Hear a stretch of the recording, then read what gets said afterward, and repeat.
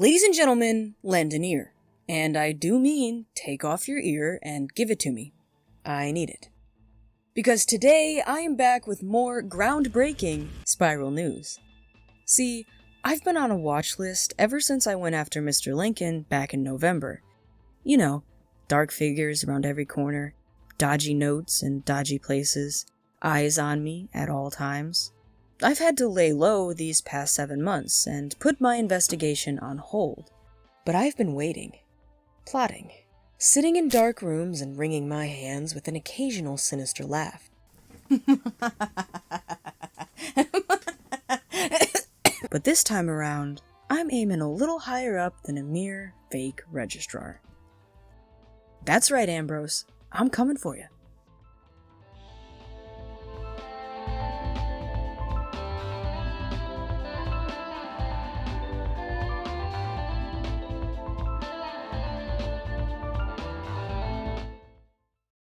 First things first, who even is Merle Ambrose? Well, in short, he's an NPC old dude that currently resides in the commons of Wizard City. According to the Wizard101 wiki, Merle Ambrose is the headmaster of the Ravenwood School of Magical Arts, which is the school of magic for Wizard City and the most prominent in the entire Spiral.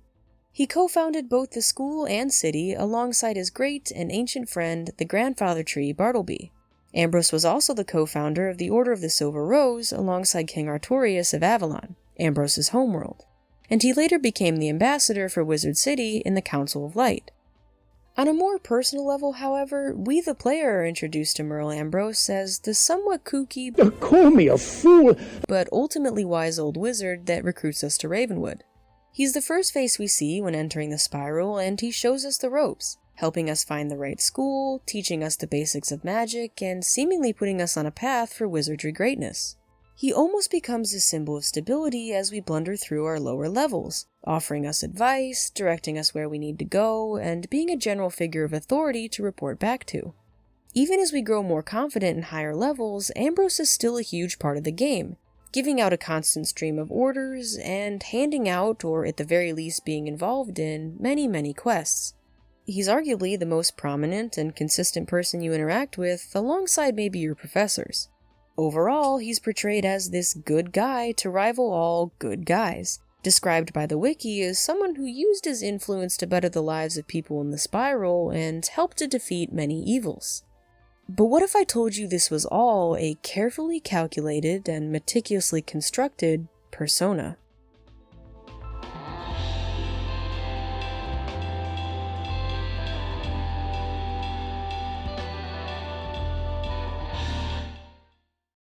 Now, before you hit me with the but dragon, we read in the wiki that he's a confirmed great guy, you have to stop and ask yourself, who wrote that article?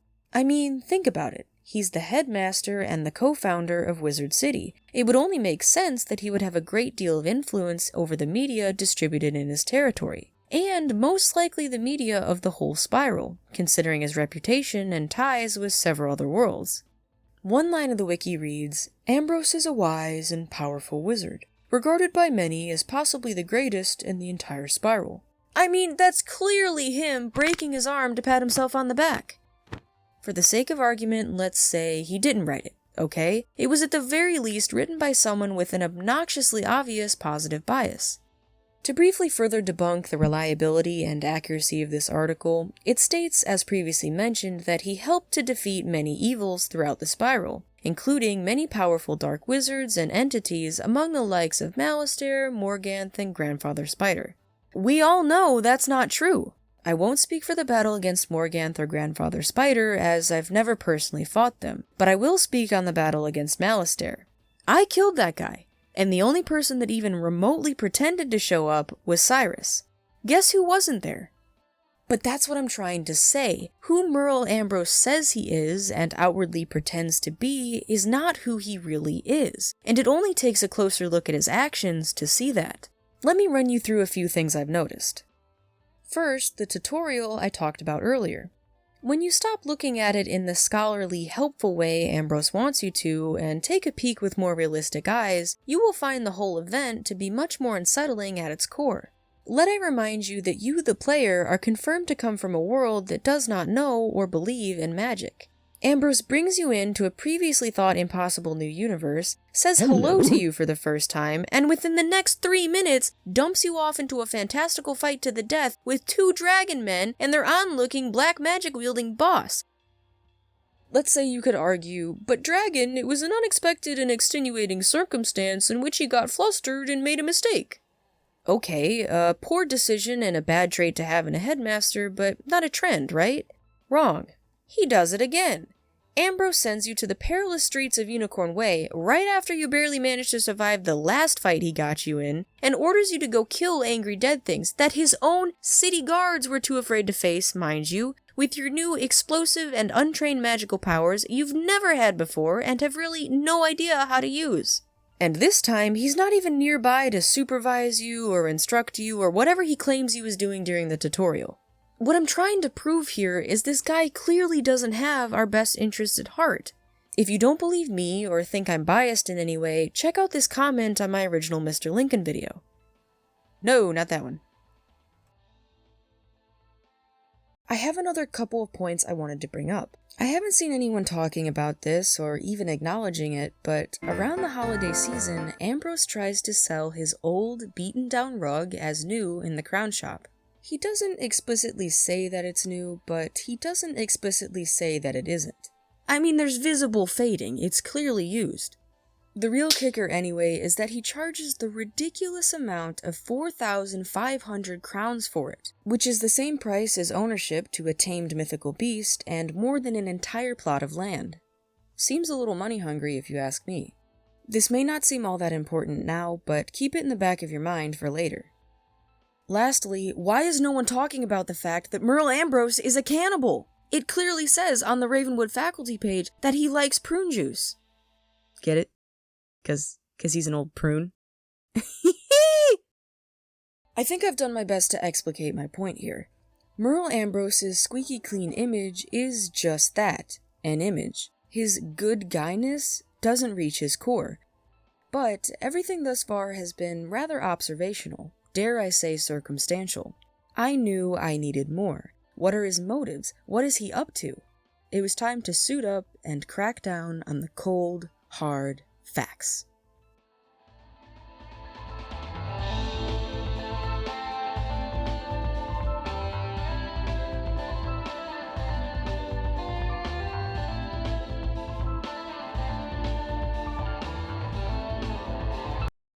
Hey, super quick, one of my dogs came in and he fell asleep, and he's adorable, and I don't have the heart to wake him up, so you might hear snoring in these next couple of sections. But just pretend that's a technique that I use to enhance the audio. The first thing I did was head on home to the Batcave and retrieve my cape and cowl from the bank. I quickly geared up in my trusty state-of-the-art investigation outfit and set out like a shadow in the night through Wizard City.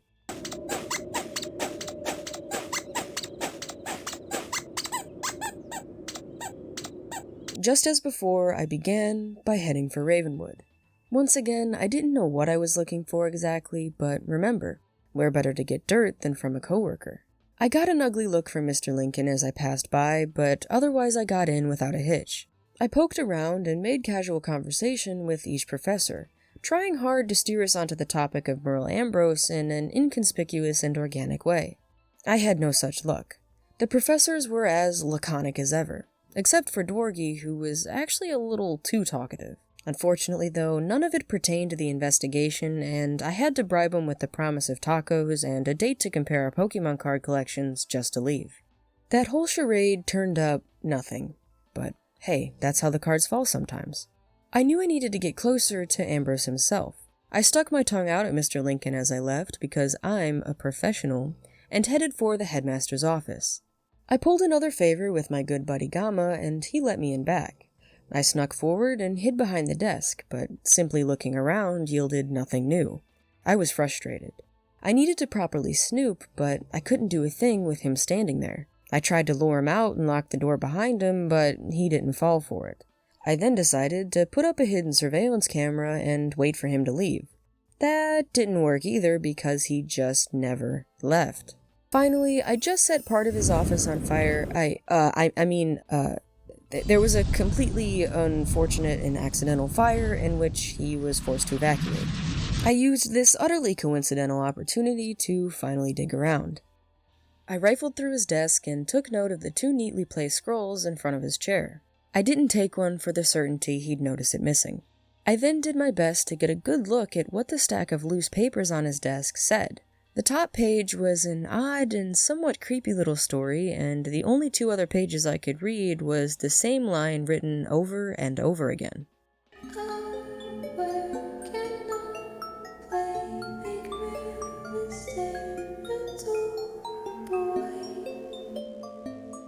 Definitely creepy. I then looked up and made direct eye contact with the self-portrait behind his desk. Something told me to check it out a little closer, and that's when I realized I couldn't. Ambrose had successfully barred the way with multiple stacks of books and 2 rather large pointy plants. I didn't have enough time to move everything and then move it all back in place afterwards, so I decided to keep looking around and gather the widest variety of intel I could. On my way to investigate the corner table, which... Merle, explain that. I stubbed my toe on the stack of books. I turned to swear at it and realized there was a stack of paperwork on the top. Struggling to read it, I realized there was nothing to read. The top page and any other portions of the pages I could see were just unintelligible squiggles. It was at that moment that I heard the front doorknob jiggle. I was out of time. I booked it out of there before I was seen, almost knocking over his crystal ball in the process. I came out of there feeling more confused than when I went in. I had all these little details, but none of them made sense. I kicked around in his front yard at a loss. Maybe I could look in the windows? I stepped up onto a stoop to do just that when this title message appeared, announcing the place I was entering. Headmaster's house. At first and second glance, that means absolutely nothing, but for me, it got the gears turning. I've always thought this was his office, and no, it's not semantics, because if this is actually his house, that opens up a lot of questions. Where is his bedroom? Where is his kitchen? Where is literally anything one has in a house? I stepped back down to survey the outside of the house and try to figure out in my head where all that would be. That's when I finally realized something rather glaringly obvious in hindsight. There were 2 large sections of unaccounted for space. See, the part of Merle's house we know ends here and here. This is the front door, and these are the 2 windows from outside, the same shape, size, and everything. However, these rectangle windows we can see from the outside are nowhere to be found, even though they should technically only be an arm's reach away. We don't have inside access to those windows. Pondering it further, I realized that these 2 sections, which I will be calling A and B for ease, line up with the 2 inside doors. The door with the books in front of it, door A, would lead to section A, and the door to Gamma, door B, would lead to section B. But it actually doesn't. See, if I come around the side here, this is Gamma's room, as confirmed by the more circular design of the interior, and also the outside door we take to see him. That means we completely bypass section B. Maybe we go through a tunnel or something? There's really only one thing I'm certain of with all this. Ambrose definitely knows about these spaces. There's no way he could live in this house for 14 years and not. He's purposely keeping them hidden from us. That would explain, in a whole new light, the heavy stack of books in front of door A. I always chalked it up to a lack of organization, which I suspect is exactly what he wanted us to think all along. That's why there's these other random stacks of clutter around the room. He put them there to make the stack that counts seem not so out of place. As far as the existence of door B goes, that's just a tactic to gain trust. He'll let us go through it all day long because he's not hiding anything if we have free access, right? Well, I suspect this is purely diversionary, and the real door B, as in the proper entrance to section B, is behind that portrait he's trying so hard to keep us away from. Now, you may argue, but Dragon, what about those living commodities? Those secret rooms could just be like his bathroom and stuff that he doesn't want students to have access to. And, okay, that's a fair point, but counter-argument. A simple lock would be fine. I highly doubt a student would risk getting a Class 3 felony just to see the headmaster's toilet. But, let's say for the sake of argument that they do. He stands right there all day long anyway to keep a close eye on things, and he's this self-proclaimed greatest wizard in the spiral who could mop the floor with anyone who causes trouble. Plus, let's imagine for a second that he urgently needs to use the bathroom. That means he's got to move each stack of these heavy hardcover books one by one without dumping them, and then unlock the door. Or he's got to move several also heavy items to get to the portrait to open it up and then, I don't know, crawl through the walls or something. He'd pee his pants before he ever got to the bathroom. It's just not feasible. No one goes through all that trouble to keep something off limits and secret unless they're hiding something. Now, this is all good and dandy, and we've made some definite investigative progress here, but the golden question is, what is he hiding?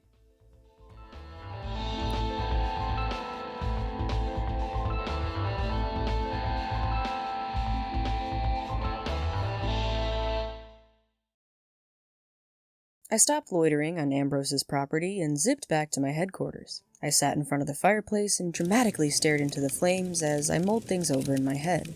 I started by recounting my findings. The stacks of books, the portrait, the windows, those all tied into the secret rooms. That only left the various papers I saw unexplained. How could I forget?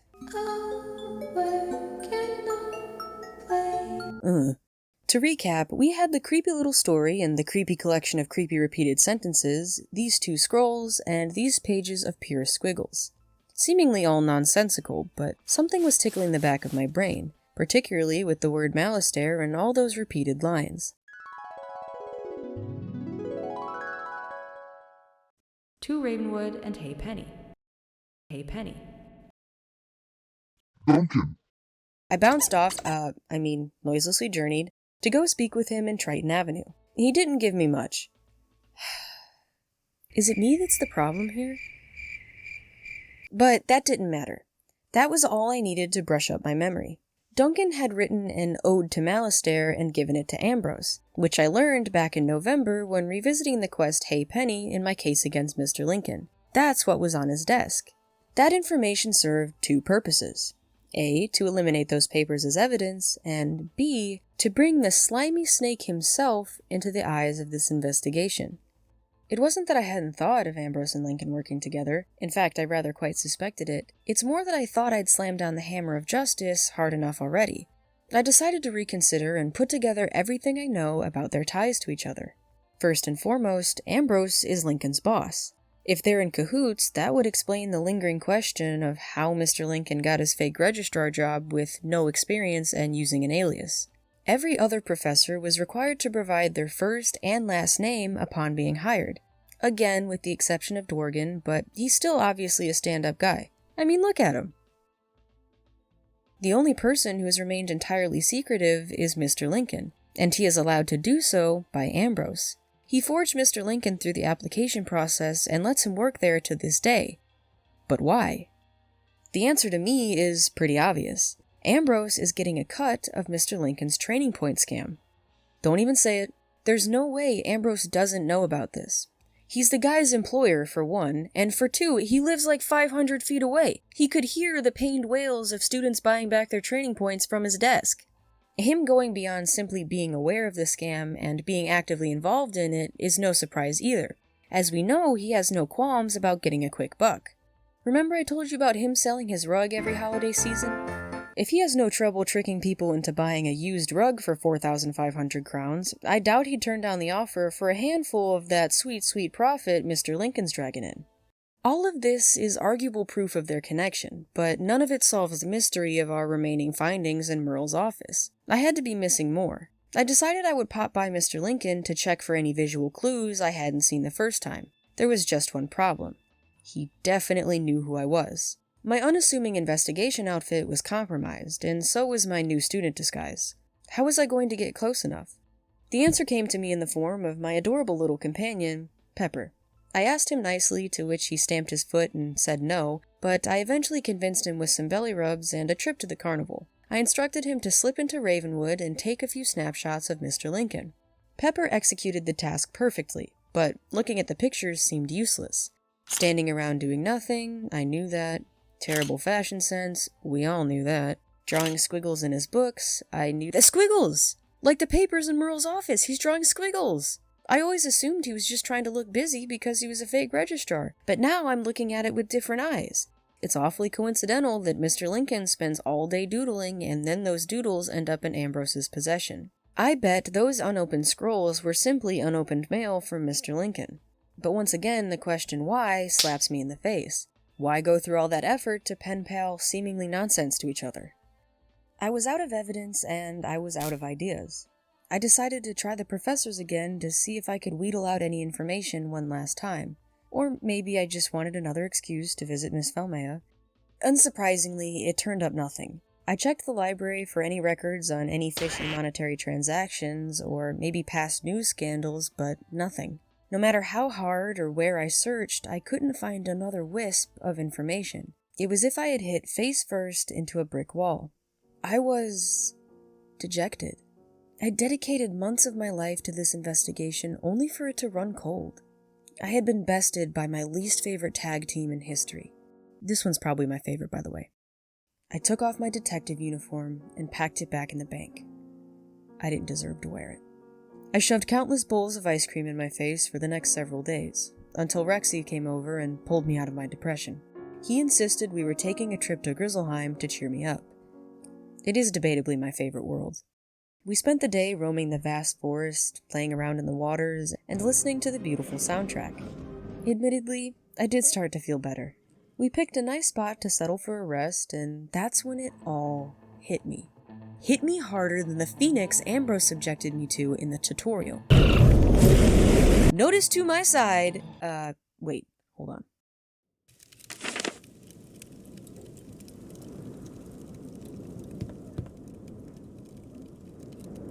Notice to my side this little wooden bird. On the surface, it's just a small decoration that Zeke asked us to go find that one time. Below the surface, it's a spy-grade robot with equipped hidden cameras. You heard me right. As outlandish as it sounds, Merle Ambrose and Mr. Lincoln are spying on us and collecting information. Have you ever stopped to consider how Mr. Lincoln always seems to know exactly when you picked up your first reagent? Or when you got your first pet? Or when you got your first badge? He's been paying off the Smiths. I mean, think about it. They stand around in corners and behind buildings simply watching, listening, absorbing. What better place to get information than an inconspicuous bystander? My guess is that Merle Ambrose and Mr. Lincoln have every creature between Wizard City and Mushu on their payroll, except for Grizzleheim. See, if there's one thing we know, it's that Ambrose and Mr. Lincoln are money hungry. They don't want to spend any more than they absolutely have to, and they're not happy about having to pay for spies. That's why they've been trying to implement robots, as exhibited by the Yardbirds. These are the first little creatures we encounter that aren't alive and organic. They're completely man-made and filled with robotics. Their wooden casing is to seem less technological and more comfortable, for lack of a better word. Grizzleheim is also a great place to put out a prototype. It's a side world, first of all, so that cuts the foot traffic about in half. Any wizards who do quest through here are relatively young and unsuspecting. And some are even distracted by their very first AoE.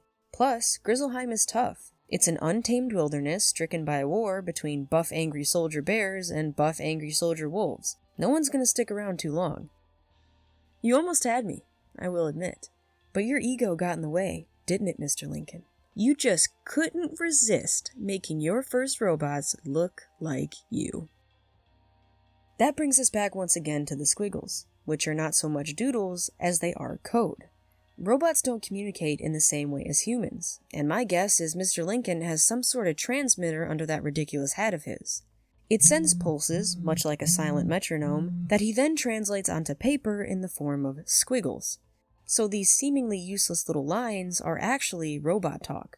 Mr. Lincoln then mails these pages upon pages of code to Merle Ambrose, where they are delivered neatly upon his desk. He then opens these papers and plugs the robot language into his crystal ball. That's right, remember when I was running out of his house and I almost knocked his crystal ball over?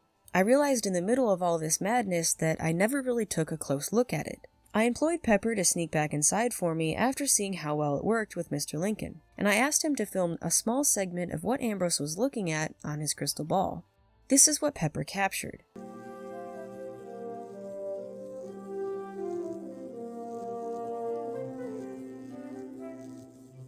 Those are the different people and places he's spying on! I could end this video right here!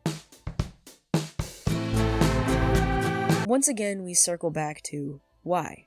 Why are they spying on us? And truthfully, I don't know. I have theories galore, sure. Maybe they have plans for domination of the spiral, and they want to identify and eliminate any potential threats. Maybe Elic is paying them to spy on us and push ads for anything we might need from his shop. You pick up your first reagent, and suddenly your phone is blowing up with promotional posters for that new crafting station. But truthfully, I just don't know for certain. You guys have been following this investigation. What are your theories? All I can say is that Merle Ambrose and Mr. Lincoln are working together, and whatever they're up to is no good.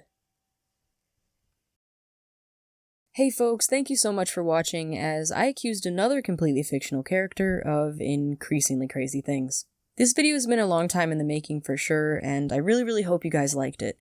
I mean, I think you did, if you made it this far. Maybe. I hope. But thank you again for taking the time to be here. It's definitely appreciated, and I'm gonna stop rambling. Catch you guys in the next video. Bye. Bye.